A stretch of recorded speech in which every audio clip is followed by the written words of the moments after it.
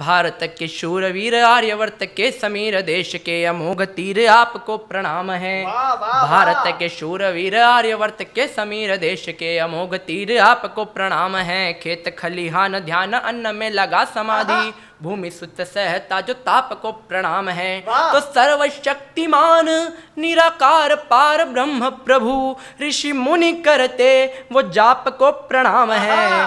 बरसाती मेंढकों से मत मांगने को आए, श्वेत काया वाले हर सांप को प्रणाम है। कलम कैफे में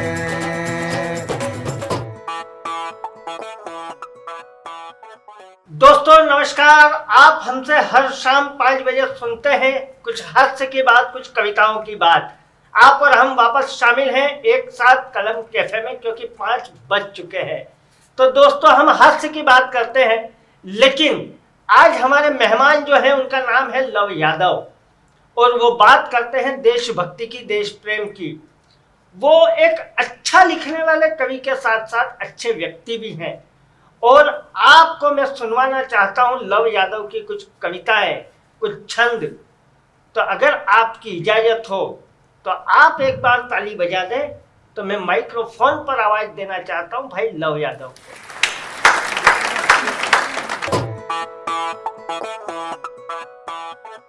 एक बार पुनः मैं उपस्थित हूँ आदरणीय अतुल भैया के कहने पर, बुलावे पर, और आप सभी कलम कैफ़े के दर्शकों को मैं सादर नमन करता हूँ, प्रणाम करता हूँ।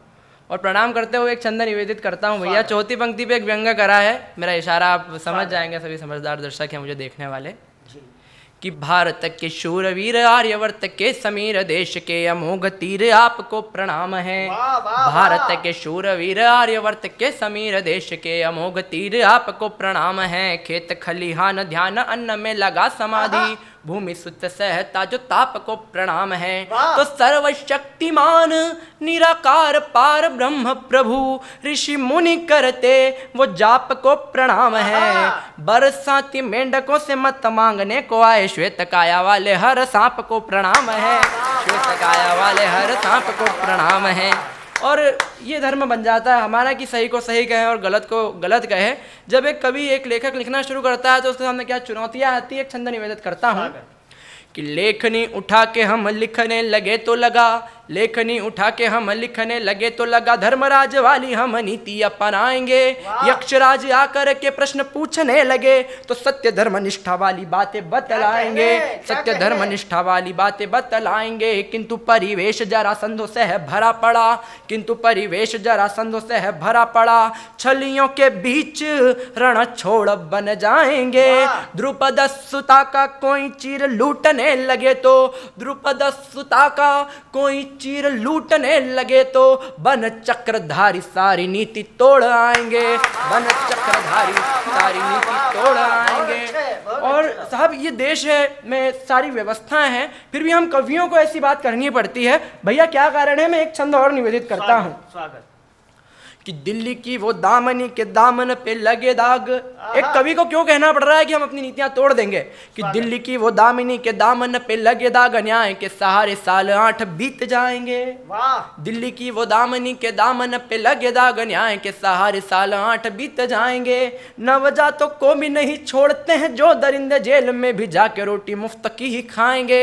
नवजातों को भी नहीं छोड़ते हैं जो दरिंदे, जेल में भी जाके रोटी मुफ्त की ही खाएंगे।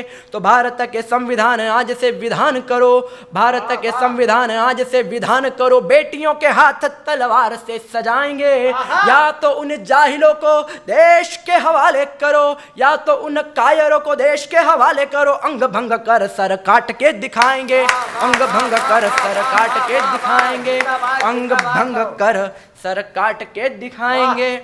और मारकाट हर बात का सॉल्यूशन है, समाधान नहीं है। तब कहीं मैं एक नसीहत भरा छंद इस युवा पीढ़ी, जो लोग मुझे सुन रहे हैं, उनके लिए निवेदित करना चाहता हूं कि जब भी मन में यदि कोई भी विकृति उत्पन्न हो, कोई भी दोष उत्पन्न हो, तो अपने भाई की 4 पंक्तियां याद कर लेना, शायद तुम्हारे मन का वो भ्रम, वो पाप कहीं ना कहीं धुल जाए। मैं पंक्तियां निवेदित करना चाहता हूँ भैया कि रेशम की डोर सी बंधी है जो कलाइयों से, वाह। रेशम की डोर सी बंधी है जो कलाइयों से, देख उन्हें एक बार फिर सोच लेना वाह। तुम। रेशम की डोर सी बंधी है जो कलाइयों से, देख उन्हें एक बार फिर सोच लेना तुम। माँ के आंचलों से था जो दूध का उधार लिया, दूध का उधार धर धीर सोच लेना तुम। दूध का उधार धर धीर सोच लेना तुम। मानव की मानवता माटी में जो मिल गई, मानव की मानवता माटी में जो मिल गई, होगा परिणाम क्या आखिर सोच लेना तुम। वाह, वाह, वाह। भय से तुम्हारे हैं, भय से तुम्हारे हैं जो कोख में ही काट देते, भय से तुम्हारे हैं जो कोख में ही काट देते।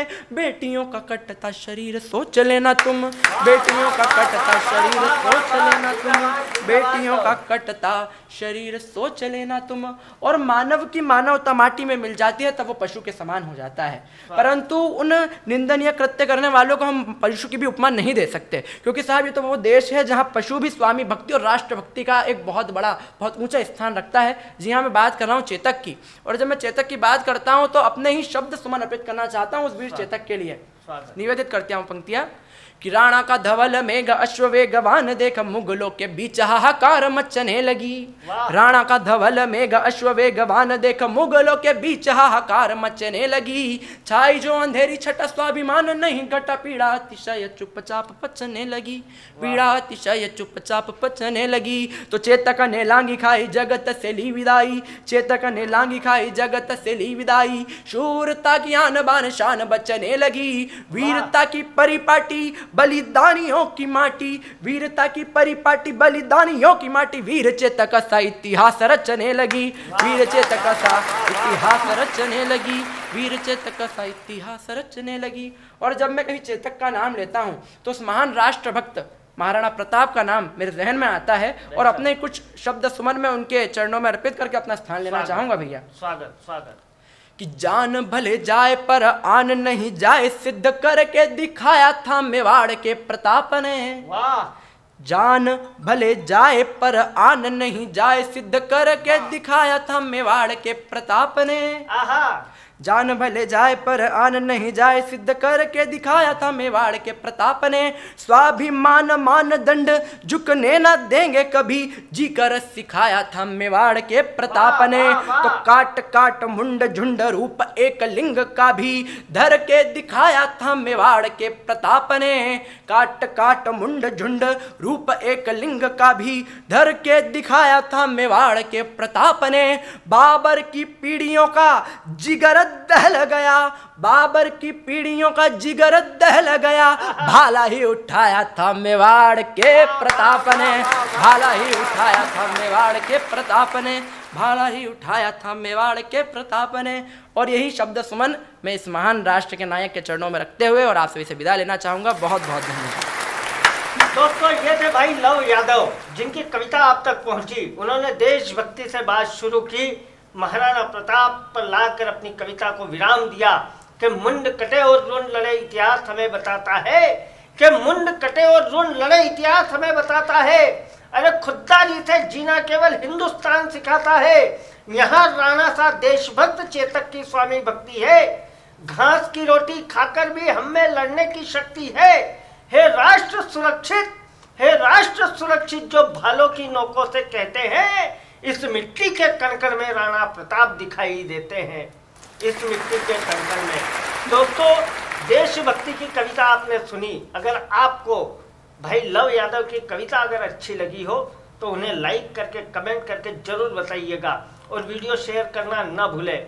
आपने अगर चैनल सब्सक्राइब नहीं किया है तो जल्द से जल्द कीजिए, क्योंकि रोज शाम 5 बजे हम आपसे मिलते हैं कलम कैफे के मंच पर किसी एक नए कवि, एक नई हस्ती के साथ। तो देखना न भूले हर शाम 5 बजे कलम कैफे। कल फिर मिलते हैं किसी नए कवि, किसी नई हस्ती, किसी नए मेहमान के साथ। तब तक के लिए गुड बाय।